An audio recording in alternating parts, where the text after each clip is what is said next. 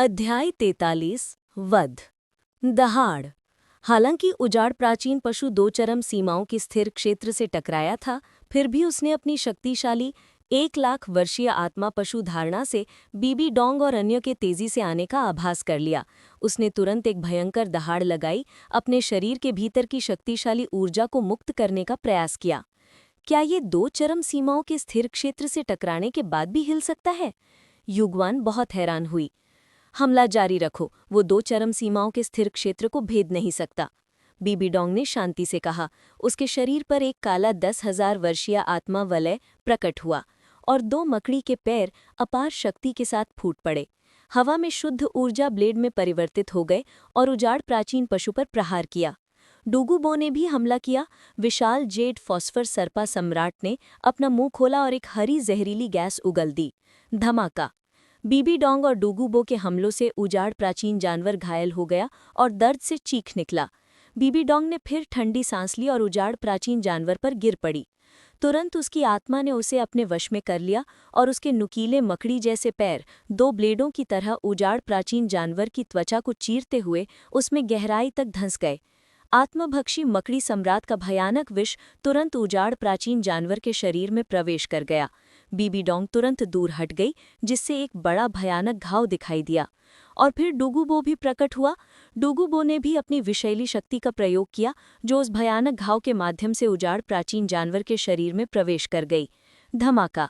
इस क्षण गुई में और युगवान के हावभाव अचानक बदल गए।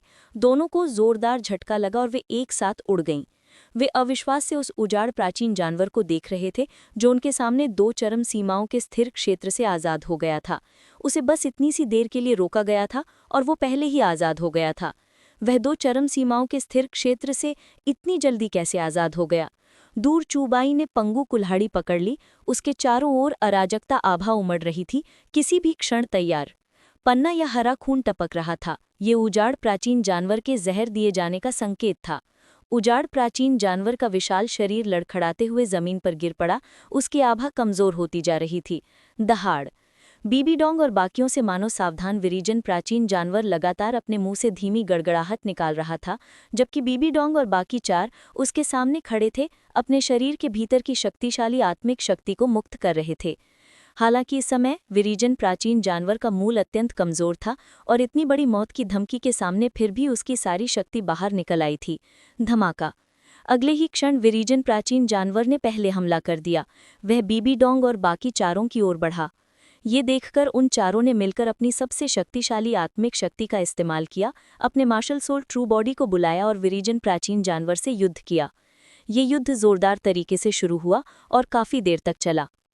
बीबी डोंग ने पहले जो घाव किया था, उससे गहरा हरा खून लगातार हवा में टपक रहा था। इस जानवर को मेरे और पॉइजन डुलुआ के दोहरे जहर ने पहले ही जहर दे दिया है। अब ये सिर्फ डटा हुआ है, इसे जल्दी से मार डालो। बीबी डोंग आगे बढ़ते हुए बोली। तीव्र आत्मिक शक्ति लगातार हवा में टकरा रही थी, जोरदार टक्कर हो रही थी। विरीजन प्राचीन राक्षस की शक्ति वास्तव में प्रबल है। एक सामान्य 100,000 वर्षीय आत्मा राक्षस शायद इसका मुकाबला नहीं कर सकता। हालांकि अब वो गंभीर रूप से घायल और विषैला हो गया है और ज्यादा देर तक टिक नहीं सकता। चूबाई ने पंगु कुल्हाड़ी हटा दी और अपनी दूसरी योद्धा आत्मा को मुक्त किया। विरीजन। एक शक्तिशाली आभा खिल उठी और उसके पीछे समय की नदी पर एक अराजकता प्रकाश और छाया प्रकट हुए। जैसे ही घास का एक तिनका चूबाई के हाथ में आया, एक तेज तलवार की रोशनी धीरे धीरे संघनित होने लगी और उसकी शक्ति लगातार बढ़ती गई। मानो चूबाई के आक्रमण को भांपते हुए बीबी डोंग और अन्य लोगों ने एक बार फिर अपने सबसे तेज हमले किए और अंत में एक संयुक्त प्रहार से उन्होंने विरीजन प्राचीन राक्षस का एक पैर जबरन काट डाला। आकाश खून से लाल हो गया। विरीजन प्राचीन राक्षस लगातार दहाड़ रहा था। पिछली लड़ाई में युगवान उन्मादी विरीजन प्राचीन राक्षस द्वारा मारा गया था और इस समय उसका चेहरा कुछ पीला पड़ गया था। जहां तक विरीजन प्राचीन जानवर की बात है, उसकी हालत और भी खराब थी। वो जख्मों से लदा हुआ था। अब वह और नहीं टिक सकता था। ये जानवर वास्तव में बहुत ऊर्जावान है। डूगूबो ने दांत पीसे। पिछली लड़ाई ने उसकी साफ तौर पर बहुत सारी ऊर्जा खा ली थी। धमाका। तभी सबने एक शक्तिशाली उतार चढ़ाव महसूस किया और तुरंत सबने चूबाई की ओर देखा। उन्होंने देखा कि चूबाई के हाथ में 9 पत्तियों वाली घास तलवार एक भयानक तलवार की रोशनी से फूट पड़ी। तलवार के एक ही वार से क्षितिज से आती एक शानदार तलवार की रोशनी भड़क उठी, जो आसपास के विरीजन आभा को चीर गई, मानो एक ही तलवार ने स्वर्ग के द्वार को चीर दिया हो, और वो विरीजन प्राचीन जानवर की ओर जोर से गिर पड़ी। क्या ही शक्तिशाली कौशल है! क्या ये शाओबाई की दूसरी योद्धा आत्मा की शक्ति है? आखिर ये कैसी आत्मा है? बीबी डोंग चिल्लाई। विरीजन प्राचीन जानवर मुड़ा और जाने की कोशिश करने लगा। इस समय उसमें लड़ने की बिल्कुल भी ताकत नहीं बची थी। अब चूबाई के भयानक आक्रमण के सामने वो बस यहाँ से जाना चाहता था। वह भागने की कोशिश कर रहा है। बूढ़े भूत, आगे बढ़ो। युगवान दहाड़ा। दोनों ने बिना किसी हिचकिचाहट के एक बार फिर 2 चरम सीमाओं के स्थिर क्षेत्र को खोल दिया। हालांकि लगातार उपयोग ने उनकी बहुत सारी ऊर्जा खर्च कर दी थी, लेकिन अगर वे इस महत्वपूर्ण क्षण में विरीजन जानवर की गतिविधियों को रोक नहीं पाते, तो वे एक हताश प्रयास में खुद ही नष्ट हो सकते थे, जिससे असफलता हाथ लगती। धमाका। क्षितिज से आती हुई चमकीली तलवार की रोशनी विरीजन जानवर के शरीर से टकराई। उमड़ती रोशनी के फैलते ही नीचे विरीजन जानवर की आकृति जम गई। चूबाई की आकृति हवा में प्रकट हुई और उसने हाथ में 9 पत्तियों वाली तलवार घास से एक और तलवार का वार किया। तलवार की रोशनी में कुछ भी नहीं बचा। एक शक्तिशाली ऊर्जा का विस्फोट हुआ और स्वर्ग और पृथ्वी विसंगतियों से भर गए। एक शक्तिशाली शक्ति का विस्फोट हुआ। ये 1 लाख वर्षीय आत्मा जानवर के पतन के कारण उत्पन्न स्वर्ग और पृथ्वी की विसंगति थी। घास चरण तलवार कला को लगातार 2 बार छोड़ने के बाद चूबाई ने विरीजन जानवर की सारी जीवन शक्ति को बुझा दिया। स्वर्ग और पृथ्वी के बीच एक लाख वर्षीय आत्मा वलय प्रकट हुआ।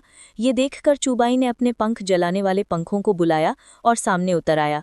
तुम्हारी आत्मा शक्ति का खपत बहुत ज्यादा है। लाख वर्षीय आत्मा वलय को अवशोषित करने से शायद। डूगूबो ने कुछ चिंतित होकर याद दिलाया। विरीजन जानवर का मूल पहले ही बहुत कमजोर था, इसलिए इसे अवशोषित करना स्वाभाविक रूप से सामान्य से आसान होगा। हालांकि इसे अवशोषित करने का प्रयास करने से पहले अपनी आत्मा शक्ति के ठीक होने तक इंतजार करना सबसे अच्छा होगा। बीबी डोंग भी पास आई और बोली, आत्मा वलय को अवशोषित करने के बाद तुम्हें एक उपयुक्त आत्मा अस्थि भी मिल जानी चाहिए। चूबाई ने सिर हिलाया और समूह को घेरने के लिए अराजकता आभा छोड़ दी। युगवान, जो घायल हो गया था, अंत में राहत की सांस ली और वहीं ठीक होने लगा, क्योंकि लगातार प्राण शक्ति खोना किसी के लिए भी असहनीय था। आधे घंटे बाद चूबाई की आत्मिक शक्ति अंततः अपने चरम पर पहुंच गई। उसने अपने सामने 1 लाख वर्षीय आत्मा वलय को देखा और फुसफुसाया, पंगु कुल्हाड़ी की अराजकता आभा मेरी रक्षा कर रही है, इसलिए 1 लाख वर्षीय आत्मा वलय को अवशोषित करना आसान हो जाएगा। चलो शुरू करते हैं। चूबाई के सामने पंगु कुल्हाड़ी निष्क्रिय पड़ी थी, निरंतर अराजकता आभा छोड़ रही थी जिसने चूबाई के शरीर को ढक लिया था। फिर पंगु कुल्हाड़ी की शक्ति को मुक्त करके वे धीरे धीरे अपने सामने मौजूद 1 लाख वर्षीय आत्मा वलय के साथ विलीन होने लगा। अध्याय 44। क्या कियान रेनक्स्यू पागल हो गई है?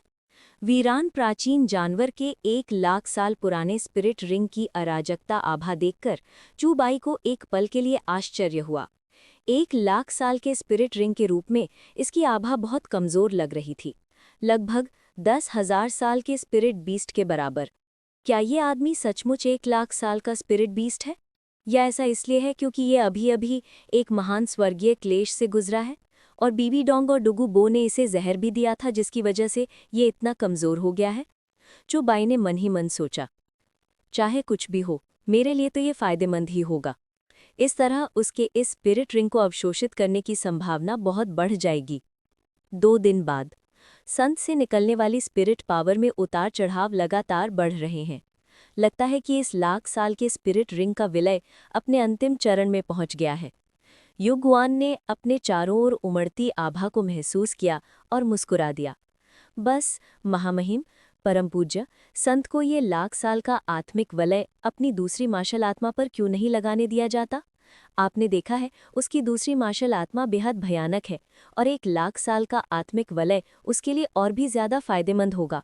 गोई में एक पल के लिए झिझकी, फिर भी कुछ संदेह के साथ पूछती रही। डोगूबो ने भी सहमति जताते हुए कहा, हाँ, ये संत की दूसरी मार्शल आत्मा को और भी मजबूत बना सकता है। ये सुनकर बीबी डोंग बिल्कुल असहाय हो गई। मैंने इससे इस बारे में जिक्र किया था, लेकिन उसने मना कर दिया।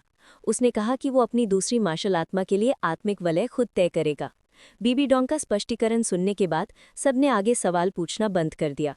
कुछ देर और इंतजार करने के बाद चूबाई के चारों ओर आत्मिक शक्ति की आभा अचानक उसके शरीर के चारों ओर घनीभूत हो गई और एक उमड़ते हुए प्रकाश स्तंभ में बदल गई, जो आकाश में उछल गया। वो सफल हो गया। उनमें से कुछ लोग बहुत खुश हुए। उन्होंने सोचा था कि 1 लाख साल पुराने स्पिरिट रिंग को अवशोषित करना मुश्किल होगा, लेकिन उन्होंने ये नहीं सोचा था कि ये इतना आसान होगा। जैसे ही चुबाई के पैरों के नीचे 5 स्पिरिट रिंग टिमटिमाए, सबसे बाहरी परत, एक बहुत ही स्पष्ट लाल लाख साल पुराना स्पिरिट रिंग ने डुगुबो और अन्य 2 लोगों की प्रशंसा में विस्मय व्यक्त किया। वो इतने लंबे समय तक जीवित रहे थे और उनके पास कभी लाख साल पुराना स्पिरिट रिंग नहीं था, और चुबाई के पास उसकी उम्र में पहले से ही 2 थे, 3 बैंगनी, 1 काला और 1 लाल। ये चुबाई के पंगु कुल्हाड़ी का वर्तमान स्पिरिट रिंग स्वरूप था। हालांकि उसकी आत्मिक शक्ति में ज्यादा वृद्धि नहीं हुई थी, अभी भी 50वें स्तर पर ही बनी हुई थी। ये हो गया।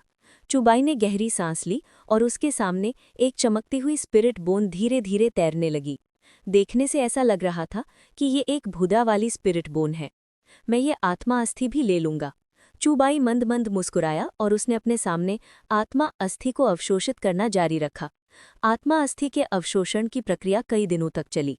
जैसे ही चुबाई ने अपनी आंखें फिर से खोली, उसका आभा मंडल भी अपनी चरम अवस्था में पहुंच गया, और यहाँ तक कि मूल पंगु कुलाली भी अब एक अजीब अराजकता आभा से घिरी हुई लग रही थी, जो बेहद रहस्यमयी लग रही थी।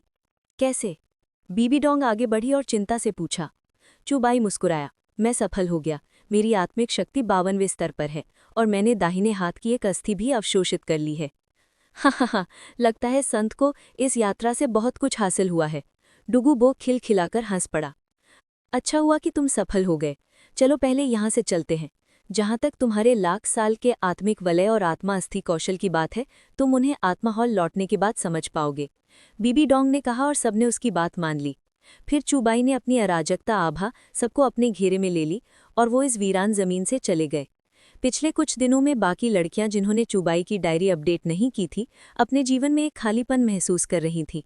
वो सोच रही थी कि क्या ये इसलिए हुआ क्योंकि चुबाई की शिकायतें अचानक बंद हो गई थी, या फिर इसलिए क्योंकि वो उससे भविष्य की घटनाओं के बारे में नहीं जान पा रही थी। इस कमबख्त चुबाई ने अपडेट करना बंद कर दिया है क्या? मुझे सबसे ज्यादा नफरत उन अर्थकों से है जो अपडेट करना बंद कर देते हैं, कियान रेनक्स्यू ने शिकायत की। लेकिन अचानक उसने देखा कि डायरी अपडेट होने लगी है। अगले ही पल वो जो अभी शिकायत कर रही थी, तुरंत डायरी उठाकर उसे बड़े चाव से पढ़ने लगी। 1 लाख साल वाली आत्मा की अंगूठी को अवशोषित करना कितना अच्छा लगता है। अब मुझे ऐसा लग रहा है जैसे मेरे पास कियान रेनक्स्यू को हराने की शक्ति है। हा। लड़कियां, ये देवी विरोधी बयान है। खासकर कियान रेनक्स्यू। उसकी दिव्य पवित्र तलवार पहले से ही बेचैन थी, चुबाई को तुरंत उसकी ही दवा चखाने के लिए। ये आदमी मुझे क्या समझता है? एक युद्ध शक्ति की इकाई? पिछली बार अगर मैं अचानक पकड़ा ना गया होता तो मैं तुमसे कैसे हार पाता? लेकिन इस आदमी को तो वाकई 1 लाख साल की आत्मा की अंगूठी मिल गई है। क्या वो पहले ही आत्मा राजा बन गया है? ये साधना गति वाकई भयानक है। स्पिरिट हॉल में जो निंग रोंग थी वो भी काफी हैरान थी। चुबाई ने उसे ये नहीं बताया था कि वो क्यों चला गया था, और उसने ये भी उम्मीद नहीं की थी कि वो जाकर 1 लाख साल का स्पिरिट रिंग ले लेगा। नहीं, क्या आजकल लाख साल के स्पिरिट रिंग इतने सस्ते हैं? अगली बार जब हम मिलेंगे तो मुझे कियान रेनक्सिंग की फिर से मुझसे लड़ने के लिए उकसाना होगा। हारने वाला मुझे डैडी कहेगा। छी! कियान रेनक्स्यू ने मुंह में पानी थूक दिया। अब वो और खुद को नहीं रोक पाई। उसने तुरंत अपनी 6 पंखों वाली देवीदूत मार्शल आत्मा छोड़ दी और बाहर निकलने ही वाली थी कि अचानक प्रकट हुए सर्पेंट लैंस डुलो ने उसे वापस खींच लिया। युवा वाली, तुम्हें क्या हुआ है? ये सर्पलैंस डुलो पूरी तरह से घबरा गया था। कियान रेनक्स्यू पिछले कुछ दिनों से उदास दिख रही थी, लेकिन आज रात वो अचानक ऊर्जावान हो गई, खुद से बातें करने लगी, रोने लगी और हंगामा करने लगी। क्या ऐसा हो सकता है कि तियंधे डू राज्य में घुसपैठ करने का दबाव बहुत ज्यादा था और वो पागल हो गई थी? युवा वाली, तुम बिल्कुल पागल नहीं हो सकते। एक पल के लिए सहन करो और तूफान टल जाएगा। तुम्हारी पहचान उजागर नहीं की जा सकती है। सर्पेंट लैंस ने गंभीरता से सलाह दी। कियान रेनक्स्यू फिर से शांत हो गई। उसकी आकृति चमक रही थी और वो जल्दी से अपने कमरे में लौट गई। धिक्कार है चुबाई, मैं तुम्हारी चीज को कुचलकर चूर चूर कर दूंगी। अच्छा हुआ चुबा यहाँ नहीं था, वरना वो शायद पूछता, तुम मुझे इनाम क्यों दे रहे हो? इस डुलूद दुनिया में वास्तव में स्वर्गीय क्लेश जैसी चीजें होती हैं, और ये 1 लाख साल के आत्मिक जानवर द्वारा लाया गया स्वर्गीय क्लेश है, और ये हर 50 साल में एक बार आता है। तुमने जरूर कुछ गलत किया है। ये वीरान प्राचीन जानवर डुलुओ दुनिया का प्राणी नहीं लगता। क्या ये किसी और दुनिया से है? लेकिन अचानक 2 स्पिरिट रिंग स्किल्स और 2 स्पिरिट बोन स्किल्स का होना कमाल की बात है। स्पिरिट हॉल की टीम की तैयारी पूरी करने के बाद मैं कियान रेनेक्सियो के साथ अभ्यास करने जाऊंगी। है। शायद इसलिए क्योंकि वो रास्ते में थे, ये डायरी प्रविष्टि बहुत जल्दी खत्म हो गई। कियान रेनेक्सियो की नज़र है 3 शब्दों पर टिकी रही। उसका चेहरा काली रेखाओं से भरा हुआ था। उसे समझ नहीं आ रहा था कि उसने चूबाई को कैसे नाराज कर दिया, जिससे वो तरह तरह से उसके बारे में शिकायतें करने लगा था। अध्याय 45 माँ और बेटी की देर रात की बातचीत।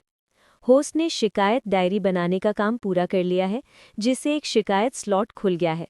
चूबाई ने नए मिले स्लॉट के बारे में ज्यादा नहीं सोचा और उसे झूझू किंग को दे दिया, क्योंकि उस दिन झूझू किंग के अचानक आने से वो अचंभित रह गया था, अफसोस से भर गया। मैं सचमुच मरने लायक हूँ, चूबाई ने आह भरी। इसी बीच क्यान रेन शुए ने देखा कि चुबाई चाहती थी कि बीबी डोंग उसे इतनी जल्दी मिले, तो वो अचानक थोड़ी घबरा गई। हालांकि ये प्रस्ताव उसने ही रखा था, लेकिन अगर उसे सचमुच बीबी डोंग से दिल की बात करनी होती तो शायद इस विषय पर बात करना काफ़ी मुश्किल होता। कुछ आंतरिक संघर्ष के बाद क्यान रेन शुए ने आखिरकार मन बना लिया, छोड़ो, बीती बातें अब खत्म होनी ही चाहिए। मैंने अपने दादाजी से वादा किया था कि उस साल की सच्चाई चाहे जो भी हो, मैं सही गलत का फैसला अपने नज़रिए से करूंगा। ये ऐसी चीज़ है जिसका मुझे अनुभव होना ही चाहिए। चलिए, पुरानी बातों से अब आगे बढ़ते हैं। बूढ़े जहर, अमर जड़ी बूटी खाने के बाद डुगु यान की ताकत कैसी है? चूबाई ने पूछा। यान, उसकी आत्मिक शक्ति अब 46वें स्तर तक बढ़ गई है और उस अमर जड़ी बूटी के साथ उसकी अपनी जहर तकनीक में भी काफ़ी सुधार आया है। अगर मुझे पहले पता होता कि ये अमर जड़ी बूटियां इतनी चमत्कारी हैं, तो मैं उन्हें बहुत पहले ही तोड़कर खा लेता, डुगुबो ने मुस्कुराते हुए कहा। इस पल उसे सचमुच लगा कि चूबाई का अनुसरण करना ही सही फैसला था। न केवल उसकी अपनी समस्याएं हल हो गई थी, बल्कि डुगु यान की भी समस्याएं हल हो गई थी। उसे कोई चिंता नहीं थी और डुगु यान ही उसकी एकमात्र कमजोरी थी। अब वो खुश कैसे ना हो सकता था? तो इस यात्रा में मेरे साथ स्पिरिट हॉल आने दो। स्पिरिट हॉल टीम को बस उसकी याद आ रही है। डुगुबो को इस सुझाव पर कोई आपत्ति नहीं थी। उसकी बस यही गुजारिश थी कि उसे साथ चलना होगा, वरना डुगुयान को छोड़कर जाने में उसे कोई दिक्कत नहीं होगी। संत, पूरे महाद्वीप के लिए आगामी advance spirit master elite tournament के संबंध में स्पिरिट हॉल टीम के लिए आपकी क्या योजनाएं हैं? डुगुबो ने उत्सुकता से पूछा। हालांकि इसमें कोई शक नहीं था कि चुबाई जैसे राक्षस के साथ दूसरे लोग अब उतने महत्वपूर्ण नहीं थे। जाहिर है कि पूरी तरह से स्पिरिट किंग्स और यहाँ तक कि स्पिरिट एम्पायर्स से बनी एक टीम बनाना है। चुबाई ने थोड़ा मुस्कुराया। हिस, सब लोग बगले देखे बिना नहीं रह सके। इस लाइनअप के साथ आपको किसी भी टूर्नामेंट में भाग ना लेने का ही बेहतर तरीका है। आप सीधे जाकर चैंपियनशिप पुरस्कार ले सकते हैं। अगर हर कोई स्पिरिट किंग या स्पिरिट एम्पायर होगा तो आपसे कौन लड़ेगा? हम स्वर्गदो साम्राज्य में पहुंच गए हैं, डुगुबो ने कहा। गुरुजी, स्वर्गदो साम्राज्य में कोई है जो आपसे मिलना चाहता है। चलो आज स्वर्गदो साम्राज्य में एक रात आराम करते हैं। बीबी डोंग को उम्मीद नहीं थी कि चूबाई अचानक ये बात उठाएगी। वो स्वाभाविक रूप से जानती थी कि चूबाई किसके बारे में बात कर रही है, यानी क्यान रेन शुए के बारे में। हालांकि बीबी डोंग भी थोड़ी हिचकिचा रही थी। अपनी बेटी के बारे में वो सचमुच नहीं समझ पा रही थी कि इस समय बातचीत कैसे शुरू करें। ठीक है। स्वर्गदो साम्राज्य पहुंचने पर डुगुबो स्वाभाविक रूप से डुगुयान को ढूंढने निकल पड़ी, जबकि युगवान और गुई में पास ही रुक गए।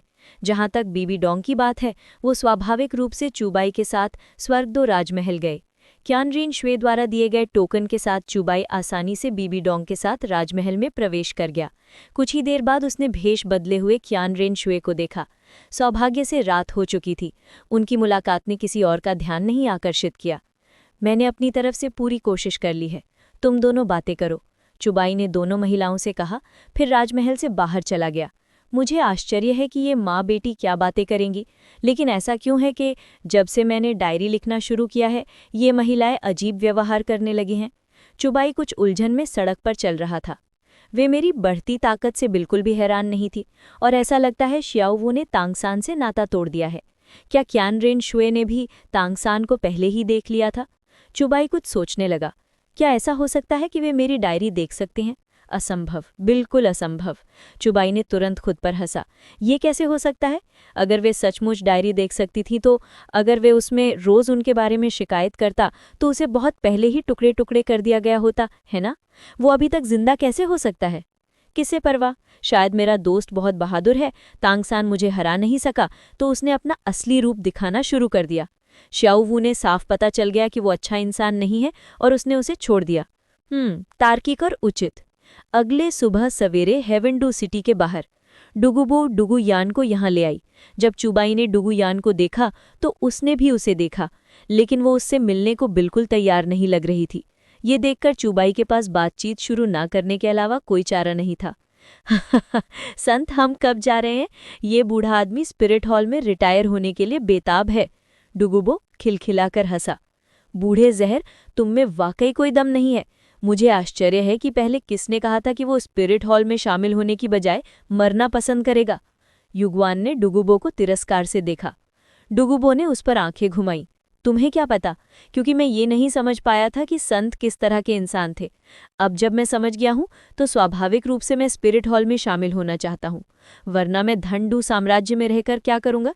श्रेक में शामिल हो जाऊंगा। मुझे लगता है कि एक अच्छा विचार है। चुबाई ने सिर हिलाया। वाह, क्या बात है!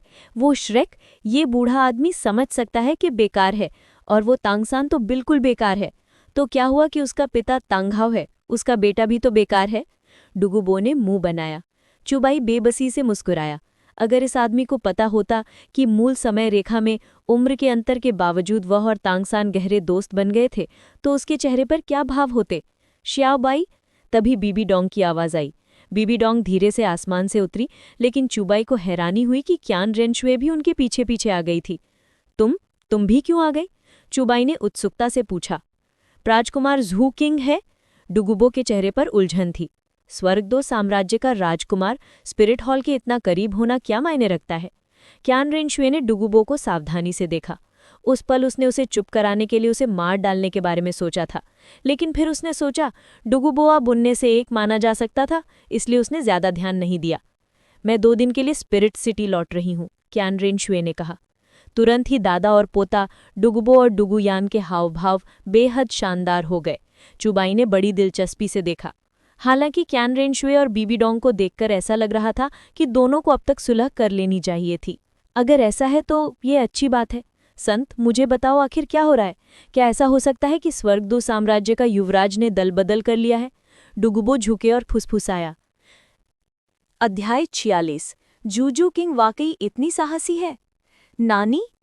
जब डुगुबो ने चूबाई से सुना कि स्वर्ग दो साम्राज्य की युवराज जूजू किंग असल में स्पिरिट हॉल के पूर्व पोप की बेटी है, तो वो पूरी तरह से दंग रह गया। तो वे बहुत पहले ही स्वर्ग दो साम्राज्य में घुसपैठ कर चुके थे। इस सदमे के बाद डुगुबो को एक डर सा महसूस हुआ। अच्छा हुआ कि मैंने स्पिरिट हॉल का पीछा किया।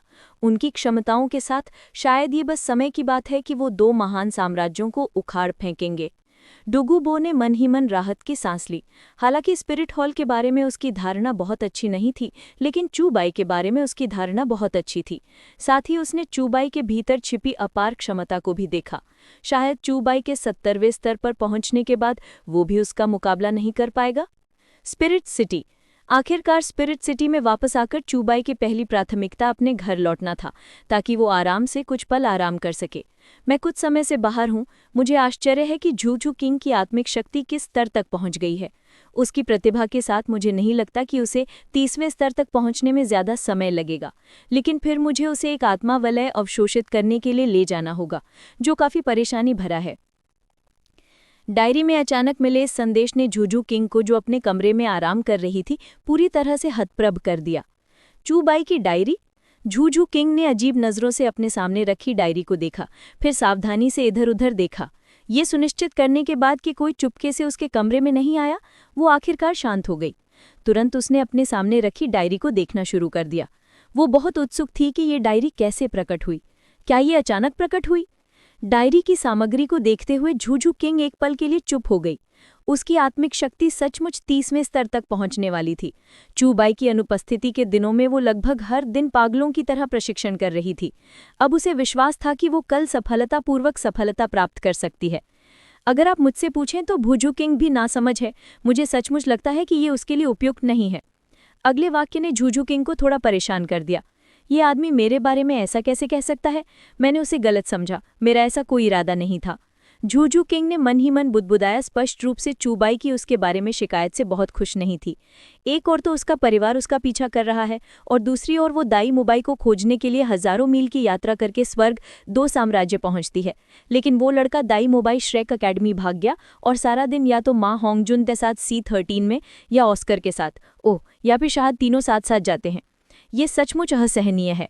तुम सोचो, दाई मुबाई जैसे निकम्मे में ऐसी क्या खासियत है कि तुम उसे खोजने के लिए हजारों मील सफर करती हो और उसे खोजने के बाद उसकी ऐसी हरकतें देखने के बाद भी तुमने उसे माफ कर दिया। मुझे लगता है तुम झूझू किंग बिल्कुल भोली लड़की हो। जब तुम दूर थी दाई मुबाई हर दिन आलीशान होटलों में जाती थी, हमेशा अलग अलग सुंदर औरतों के साथ, बहनें, जुड़वा, माल और बेटी, बाप और बेटा। अहम तुम ऐसे निकम्मे को खोजने क्यों आई जो सिर्फ भागने का रास्ता जानता है? क्या तुम सचमुच प्यार के लिए इतनी बेताब हो? क्या तुम बिल्कुल ना समझ नहीं हो? धमाका। झूझू किंग के सामने रखी मेज गुस्से से चकनाचूर हो गई। उसने चूबाई की डायरी में लिखे शब्दों को अविश्वास से देखा। उसका पूरा शरीर तीव्र क्रोध से कांप रहा था। वो अपनी भावनाओं पर नियंत्रण करना चाहती थी लेकिन नहीं कर पा रही थी। उसके गाल पर एक साफ आंसू बह निकला। वो जानती थी कि दाई मुबाई एक प्लेबॉय है, लेकिन उसे लगता था कि वो कभी कभार ही लड़कियों की तलाश करता होगा। लेकिन उसने कभी नहीं सोचा था कि वो इस हद तक नाटक करेगा। दाई मुबाई, तुम्हें सचमुच कभी मेरी परवाह नहीं थी। हमारे परिवार के क्रूर भाग्य से बचने के लिए तुम यहाँ अकेले छिप गए, इस बात की बिल्कुल परवाह नहीं कि मैं जिंदा रहूं या मर जाऊं। झूझू किंग अपने दांत पीसने ही वाली थी। वो चाहती थी कि वो अपने हाथों से दाई मुबाई को मार डाले। इस पल उसे ये भी लगा कि चूबाई की बात कितनी सही थी। उसे पाने के लिए उसे इतने जानलेवा अनुभवों से क्यों गुजरना पड़ा? क्या ये वाकई इसके लायक था? क्या ऐसा हो सकता है कि वो सचमुच प्यार के लिए बेताब थी? या फिर क्या उसके दिल में अभी भी उम्मीद की एक किरण थी जो दाई मुबाई को खोजना चाहती थी और उनके परिवार की बेड़ियों को तोड़ने के लिए साथ मिलकर काम करना चाहती थी? अब सोचकर वो सचमुच बहुत मूर्ख लग रही थी। श्रेक में प्रवेश करने के बाद उसने उन लोगों के समूह की बेशर्मी देखी। फिर भी वो दाई मुबाई का पीछा करना चाहती थी। अगर निंगर रोंगरोंग ने उसे मना न किया होता तो शायद वो अभी भी श्रेक लौटने का मन न बना पाती। अगर आप मुझसे पूछे तो झूझू किंग भी एक गठी और नासमझ है, बस एक त्रासदी है। तुम्हारा पूरा झू परिवार एक त्रासदी है, पीढ़ी दर पीढ़ी, बस दाई परिवार का एक अंग जो सिर्फ दाई परिवार के लिए संतान पैदा करने के लिए पैदा हुआ लगता है। ये अभी भी ऐसा ही है और 10,000 साल बाद भी ऐसा ही होगा। हालांकि स्टारलो साम्राज्य में उनका रुतबा ऊंचा है, लेकिन इस तरह से हासिल किया गया रुतबा क्या वाकई अच्छा है? क्या ये किसी का पालतू होना नहीं है? लेकिन शुक्र है कि निंगर रोंगरोंग ने झूझू किंग को श्रेक छोड़ने के लिए मना लिया। मुझे सचमुच समझ नहीं आ रहा कि श्रेक के उन लोगों में ऐसा क्या जादू है कि आप सभी एक एक करके बिना सोचे समझे उनका पीछा करने को तैयार हो जाते हैं। निंगर रोंगरोंग, झूझू किंग, शाओ वू पिछले वाले से भी ज्यादा नासमझ हैं। इसी समय डायरी पढ़ रही तीनों लड़कियां चुप हो गई। हालांकि चूबाई उनके बारे में शिकायत कर रहा था, लेकिन वे उसका खंडन नहीं कर सकती। गौर से देखने पर श्रेक के लोग और चूबाई ने अपनी डायरी में जो लिखा था वो लगभग एक जैसा ही था। गहराई से जांच करने पर वे सब घटिया स्तर के थे। 10,000 साल बाद चूबाई को भविष्य के बारे में कैसे पता और मुझे मेरे परिवार के मामलों के बारे में कैसे पता जो इतनी गुप्त हैं? झूझू किंग उलझन में पड़ गए, लेकिन चूबाई ने जो भी कहा वो सही था, जिसके लिए उसके लिए डायरी की बातों पर यकीन न करना बहुत मुश्किल हो गया। मैंने शुरू में सोचा था कि झूझू किंग एक बर्फीली सुंदरी है, लेकिन कौन जानता था कि वो उस रात अपने पजामे में मेरे कमरे में दौड़ी आई। हे भगवान, मुझे तो बहुत डर लग रहा था, लेकिन मैं सचमुच धिक्कार हूं कि मैंने एक नेक इंसान की तरह व्यवहार क्यों किया। वो स्वेच्छा से मेरे पास आई और मैंने सचमुच मना कर दिया। क्या मैं इंसान भी हूँ? मैं एक खुशमिजाज और खुशमिजाज बड़ा लड़का भी झूझू किंग जैसी चोटी की चाहत रखता हूँ जो मुझे पोषित करे। झूझू किंग। इस समय झूझू किंग का पूरा चेहरा लाल हो गया। फिर उसने अपनी नजरें फेर लीं, डायरी की बातों को और देखने को तैयार नहीं हुई। इसी बीच निंगर रोंगरोंग की आंखें चौड़ी हो गई, मानो उसने कोई अविश्वसनीय खबर देख ली हो। झूझू किंग ने वाकई पहला कदम उठाया। नहीं, अच्छा हुआ चूबाई नहीं मानी, वरना मैं पीछे रह जाती। मैंने कभी नहीं सोचा था कि झूझू किंग, जो आमतौर पर इतनी शांत दिखती है, अकेले में इतनी खुली होगी। नहीं, मैं झूझू किंग से बिल्कुल नहीं हार सकती। निंगर रोंगरोंग खड़ी हो गई और स्वतः नीचे देखने लगी। फिर उसे झूझू किंग की बात याद आई। ठीक है, मैं हार गई।